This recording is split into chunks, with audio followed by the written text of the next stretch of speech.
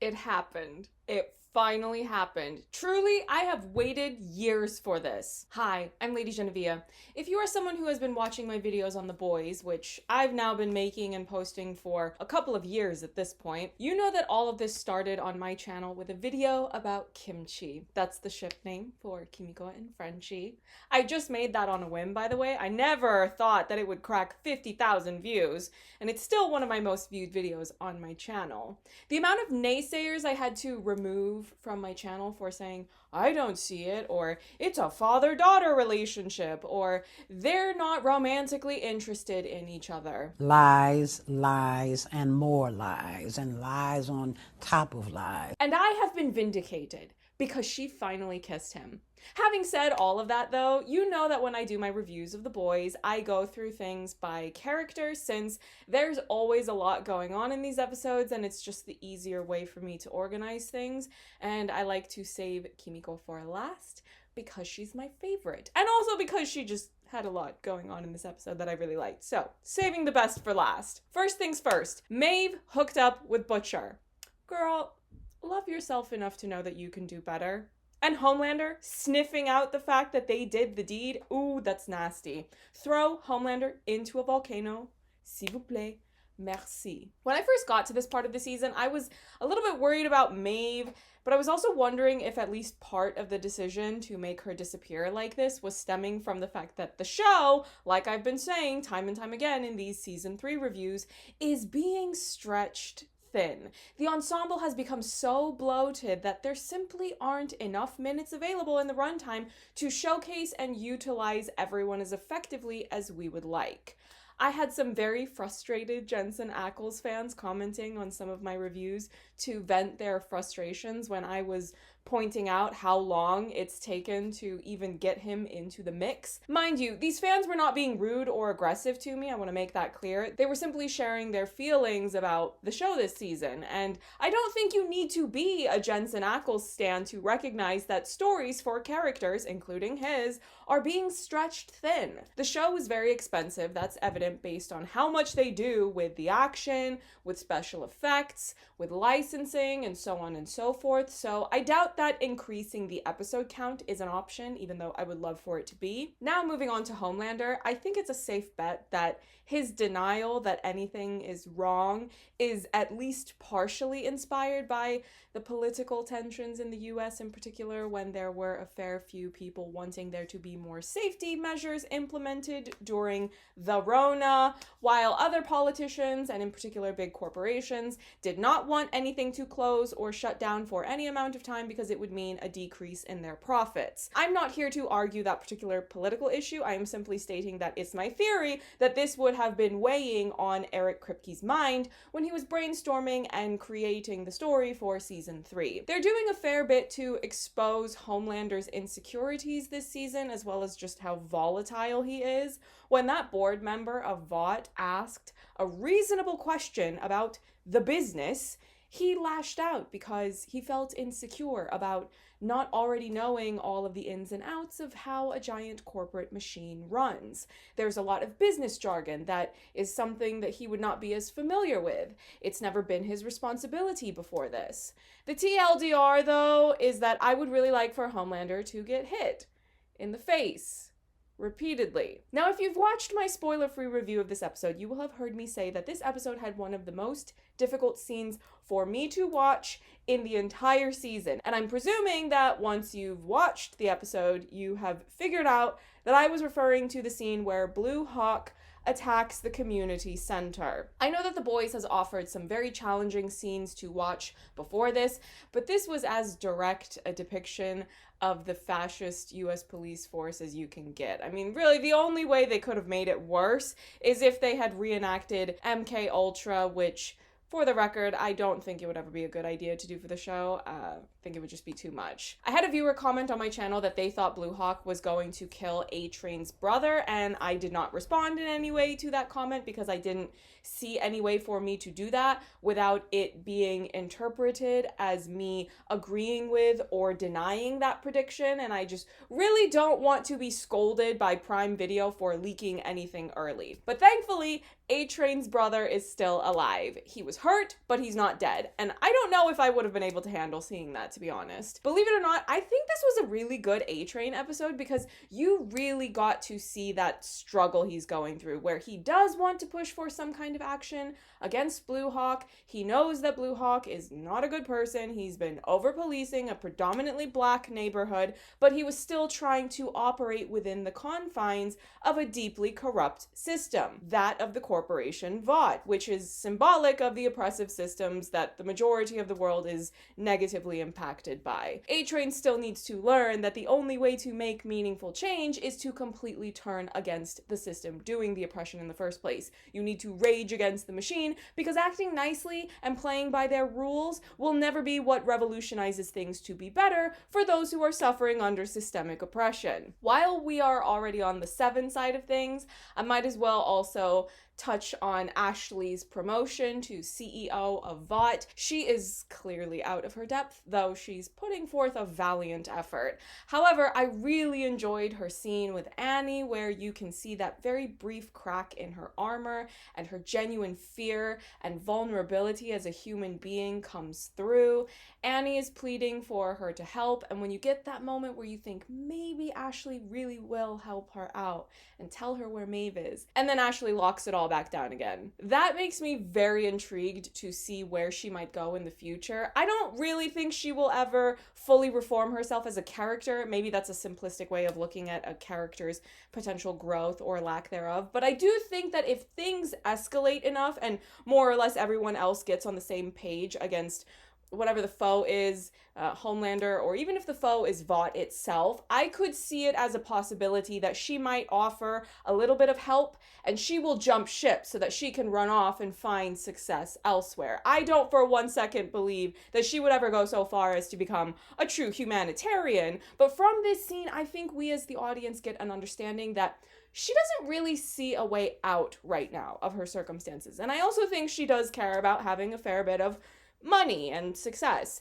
I don't think she will ever want to go back to being an assistant now that she's tasted CEO. She's going to want to be the boss, even if she goes off and works at a different company if Vought ever gets brought down. Now we can move on to the side of the boys. I'm glad that Huey isn't fully lying to Annie. I know others are probably annoyed like I am with Huey being ridiculous and thinking that taking Temp V is a good idea. But it would have annoyed me far more if that episode had opened with him lying to Annie about it. The whole storyline of the guy doing a bad thing and lying to his lady about it, and then when it finally comes out, the narrative is on his side, trying to justify his actions. No, I am tired, and I am over that. I don't want to see it with Huey. I want to see Petite Huey giving his lady snacks and White Claws and running a bath for her and admitting that he liked being on Temp V when she calls him out on it. Just in general though, Huey is bothering me so much this season. How are you going to be emotionally mature enough to enjoy that Annie can physically dominate you? You even say that on your first date.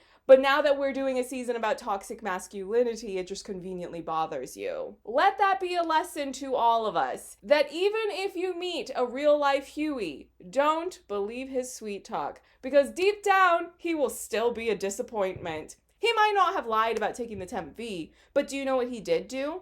A lie by omission, when he didn't tell Annie about the larger plan involving Soldier Boy. Liar, liar, pants on fire, and that's why he keeps ending up naked in every episode now, where he uses his powers. You thought it was just a quirk, where his clothes can't teleport with him? Wrong. His lies burned them off. But just so we're clear, as much as Huey is annoying me, I really do like Jack Quaid as a performer. That part where he says, "'cause I'm quick and I'm all about family," the way he delivers that line and the gravelly delivery of the word family, it was really giving me everything that I wanted. Additionally, when they go and meet the legend and Huey is offered some white powder and he says, "No thank you, I'm full of coke."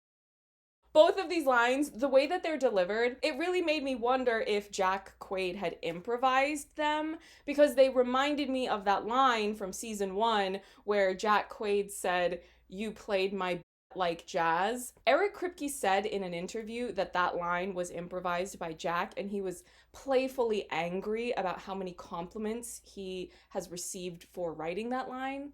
when he didn't write that line. The boys are finally back together and playing detective again. It's not all of the boys, of course, but we've got Butcher, Petit Huey, and MM going to the site of the latest Soldier Boy explosion, and MM begrudgingly agrees to re-team up with them in order to track down Soldier Boy. That in turn takes them to the Legend. By the way, I saw on Twitter that the official Boys account shared the information about who was playing the character. Reviewers, journalists, critics, whatever you would like to call them, we were not supposed to share anything about the Legend or anything about who was playing him. It was one of the things on our do not reveal list. I would have assumed that they were going to wait to reveal him on the show, but maybe they just had a plan where they wanted to be the one to reveal that scoop on social media instead. I don't know. I don't work for Prime Video. But anyway, that's where they get some necessary information on Soldier Boy, that he got his suit back and that he's going after his ex-girlfriend, Crimson Countess. So they know where they've got to go next. And let me just say, when this man finally showed, hair cut, beard groomed, it was a moment. Daddy's home. I will admit, I was annoyed hearing that nonsense trash backstory, acting like it was the Russians experimenting on him all this time. I said it in other reviews, but I know some people are new arrivals to my channel, so I will reiterate my point. Historically speaking, it makes zero sense for the Soviet Union to have kept Soldier Boy captive for all of those decades. You know what would have made sense? For it to have been the CIA. You've never heard of Operation Paperclip, where they got all their besties to come on over from Germany? You've never heard of MK Ultra, where they kidnapped people and tortured them with forced doses of illicit substances, all kinds of human experimentation? How about Guantanamo Bay? But you're still out here fear-mongering about the Soviet Union, which has not even existed since the early 1990s. The projection, the imperialist propaganda, it's embarrassing, and you should be embarrassed for feeding into that narrative. But anyway, regardless of the garbage backstory, which I hate and I will always hate it, we've at least got Jensen Ackles out of the box. He found himself a pair of scissors, something to clip his beard, got a cute little outfit on. It's finally happening. He's out for blood. He's out for vengeance. He's out to cause problems. And you know what that means? More drama, which means more entertainment for us, the audience. Everyone say thank you, Jensen. I know he's the villain. I know he's an imperialist war criminal. I am by no means rooting for him to win.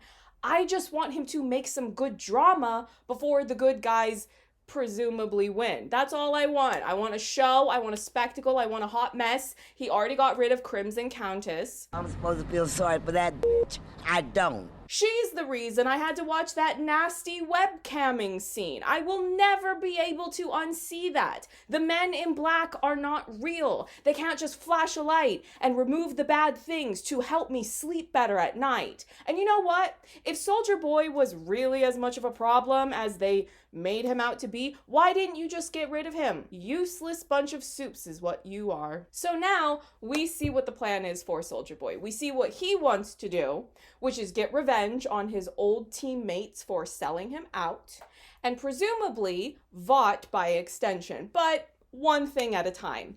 And then the baddies within the boys, and I mean that with every bit of hate in my heart, Butcher and Huey, they think that they can weaponize Soldier Boy to take out Homelander. You're not very pretty, and you're not very bright. If you're here on my channel to hear more things about Jensen Ackles' Soldier Boy, you're just going to have to subscribe, because I will definitely have more things to say about him in these remaining episodes. But now let's get on to the main event, or at least my main event. This is the main event. Are you ready? If you're not familiar with my channel, which you're probably not because my channel is small, I love musicals. I love classic musicals from the golden age of Hollywood musicals. Not all of them, mind you. Absolutely no one needs to watch On Moonlight Bay or Carousel. I said what I said. You can stay mad about it. But for example, West Side Story, 1961, an all-time favorite. It is on my wall. I even did an interview with George Chakiris, the Oscar-winning Bernardo from this movie.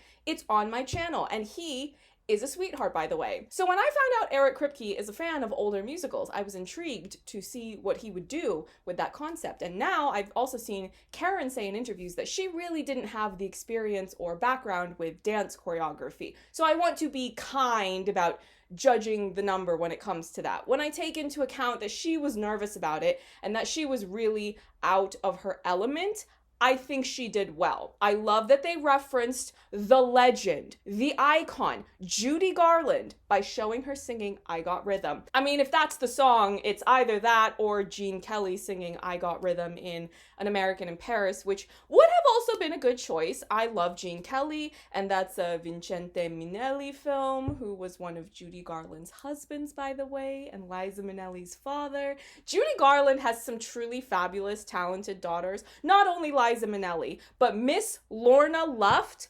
Paulette from Grease 2, a cultural icon, and I love her. Paulette, you gotta put your fingers in the holes. I'm not breaking my nails. Anyway, needless to say, I really wanted to see this number, and I do think it was super cute. But if I was going to give a note, which, let's be real, I have to share it because this is my jam. Classic musicals, I've talked about them before. I grew up on them. I have a lot of opinions about them. I really think if you were going to do this number and have it be an homage to that era of Hollywood musicals, you needed to color grade it differently. When Martin Scorsese did The Aviator, he did all this extra work with people on the film in order to shoot and edit the film in such a way that they were recreating the look of Technicolor. Technicolor does not exist anymore. They don't manufacture it. But the TLDR is that the colors were much more vibrant and bold. The Boys often tends to have this really desaturated look. It's more grungy and yellow tinted. And for this musical number, it's a little bit less like that look of the show, but I really think that you needed to take that extra step, if you're really such a fan of classic musicals, to make this number look like that and enhance the overall dream sequence effect. Am I calling Eric Kripke a fake fan? I mean, I'm not necessarily issuing fighting words, but if anything ever happens to Kimiko, like what happens to her in the comics, then we can revisit this conversation, and I will issue those fighting words without hesitation. But of course, we finally made it, Kimchi fans, not only full circle on this review specifically, but after all these years of waiting for our fair share of romance on the show, we have a kimchi kiss. It's not just the fact that they kissed, it's the way they made these really cute faces when they were alone and just processing how joyful they were over finally getting a real kiss. And then Eric Kripke decides to ruin this joyful moment for my babies with that nasty garbage stereotype, the absolute worst character on this show, not even a real character, by the way, just Russia-phobic nonsense with a terrible accent. I'm tired. Nina had to go and ruin the fun. You know, I've said more than once in my life that Danny Zuko is my nemesis, and I do stand by that, but maybe, just maybe, Eric Kripke is giving Danny Zuko a run for his money. He woke up one day and chose violence. He decided he wanted to upset me specifically. Just let Frenchie and Kimiko go to Marseille and open a bakery/piano bar by night. Is that not what they want? Is that not what all of us want for them? But we still have 3 more episodes to come, which means probably 6 more videos about this season that will be coming on my channel. Maybe I could do an extra one if I have time, and if there's an interest in it, I will need to think about it if I have another topic that I want to talk about. But that's about all I have to say for this review, but make sure you like and subscribe to follow along with more of what I have to say about the last bit of The Boys Season 3, and I will see you in the next one. Bye! What do we think, Kimiko-chan? Were we impressed with this week's episode? Do you want to say anything to the audience? No? She's just as silent as Kimiko on the show. That's a lie. She's got a pair of pipes on her. Don't let her fool you. Hello? Hello. By the way, if you see her head moving in a weird way, it's because she's a special needs kitty. No comment. No interview. Hello.